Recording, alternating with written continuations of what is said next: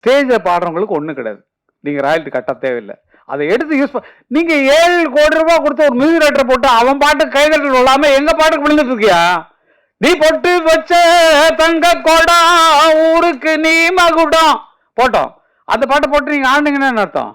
சொர்க்கமே என்றாலும் அது நம்மூரை போல வருமா? ஓ 7 கோடி ரூபாய் கொடுத்தவன் பாட்டு கிட்டாவில் எங்க பாட்டை போட்டவொடனே கைதட்டல் வருது. என் ஜோடி மஞ்ச குருவி நாடுன பாட்டு தான், சாஞ்சாடு நெஞ்ச தழுவின்னு. மியூசிக் போட்டவன்ல ஓன் பாட்டு கிட்டாவில்லையா? எங்க பாட்டு போட்டவொடனே ஆளுக்கு கைதட்டான், உச்சில் அடிக்கிறான், டான்ஸ் ஆடுறான். அப்போ அதுக்கு கூலி எங்களுக்கு வரணும் இல்லை?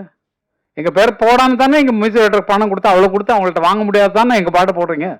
அப்போ எங்களுக்கு அதில் பங்கு உண்டு இல்லை? எங்களுக்கு கொடுத்துருக்கணும் இல்லை? எங்கள்கிட்ட பெர்மிஷன் வாங்க, பெர்மிஷன் கேட்டால் ஃப்ரீ அண்ணன் கொடுத்துருவார். இப்போ கேட்காம போடுறது தான் அவருக்கு கோவம் வர்றது காரணம். எங்கிட்ட கேட்கல, எங்கிட்ட பெர்மிஷன் வாங்கலை அப்படின்னு சொல்லி சண்டை போடுறது காரணம் பணத்தை ஆசைஇல்லை சார், கொட்டி கிடக்கு சார்.